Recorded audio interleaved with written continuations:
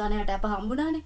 දැරියව අතවරට ලක්ුණා කියලා කියන්න ඔප්පු වෙන්න අච්චර සාක්ෂි තියෙද්දි ගණයට අප හම්බුණා. දැරිය ආවාසගේ අඳුරගද්දි ආවාසගේ භාණ්ඩ අඳුරගද්දි ගණය ශුක්‍රාණු පාපිස් අඳුරගද්දි ඒ හැම දෙයක්ම තියෙද්දි ඒ විතරක් නෙවෙයි. ගණය දැරියට ගත්ත ඇමතුම් දුරකථන ඇමතුම් 84ක් ඒ දේවල් ඔප්පු වෙද්දි දැරිය අතවරට ලක් වෙච්ච දිනේ ඇගේ ලේ තවරුණු ඇඳුම් ඇයට පොළවේ වල දාන්න සිද්ධ වෙද්දි ඒ වගේ දේවල් හැමදේම ඔප්පු වෙද්දිත් ගණයට අප හම්බුණා. විතරක් නෙවෙයි දැරියගේ මව පාපොච්චාරණය කරනවා අතවරයට ලක්ුණාට පස්සේ අගහිගකම් හින්දා රුපියල් ලක්ෂයක මුදලකුත් ගත්තා කියලා.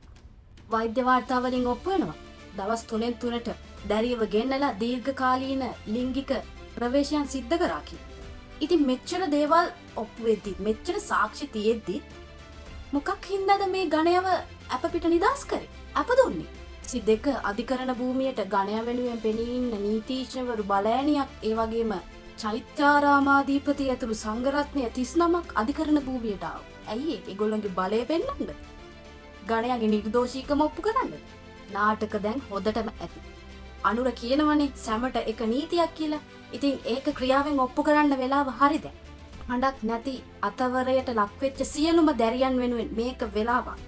මේක ඒ හැමෝගෙම සාධාරණත්වයේ යුක්තිය වෙනුවෙන් වෙලාවක්. 22 අධිකරණයේදී මේ නඩුව නිට්ටඹුව පොලිසියෙන් ළමාරක්ෂක අධිකාරියට පවර්ලා දෙන්න කියලා නිලධාරීන් ඉල්ලපු වෙලාවේ අධිකරණය මේකට අවසර දීලා තියෙනවා. හැබැයි ඊයේ පොලිස් මාධ්‍ය ප්‍රකාශක කියනවා නිට්ටඹුව පොලිසිය මේ නඩුව සම්බන්ධයෙන් සාර්ථකව නිසි සැලැස්මකට අනුව විනිවිදභාවයකින් කටයුතු කරගෙන ගියපු නිසා දිගටම නිට්ටඹුව පොලිසියට මේක බාර දෙනවා කියලා.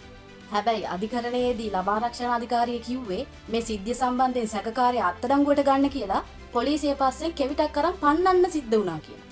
ඉතින් එතකොට නිට්ටඹුව පොලිසියේ සැලසුම් සහගත විනිවිදභාවය කොහොමද කියලා අපිට තේරුම් ගන්න පුළුවන්. ඒ නිසා මේ ගත වෙන්නේ සාක්ෂි වසන් කරන්න, සාක්ෂිකරුවන්ට බලපෑම් කරන්න, සාක්ෂි වෙනස් කරන්න පුළුවන් කාලෙ. ඒ හින්දා මේ විමර්ශනය තව දුරටත් නිට්ටඹුව පොලිසිය යටතේ පවත්වාගෙන යන එකට සමාජ විරෝධයක් දක්වන්න ඕන වෙලාවක් මේ. දේශපාලනය බලය ඒ දේවල් පැත්තකින් තියලා සමස්ත සමාජයක් විදියට අපක්ෂපාතී විමර්ශනයක් සිද්ධ කරන්න ළමා ආරක්ෂණ අධිකාරියට මේ විමර්ශනය සිද්ධ කරගෙන යන්න කියලා අපි එකට එකතු වෙලා විරෝධතාවය දක්වන්න ඕන.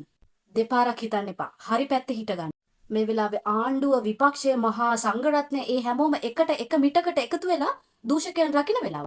ඒ නිසා අත්වරයට ලක්වෙච්ච මේ දැරිය වෙනුවෙන් සියලුම දැරියන් වෙනුවෙන් සියලුම දරුවන් වෙනුවෙන් අපි මහ ජනතාව විදියට එකට එකතු වෙලා මේ වෙලාවේ මේ සිදු කරගෙන යන වංචාකාරී විමර්ශන කටයුතු වලට විරුද්ධව අපි හඬ එකතු කරන්න ඕන.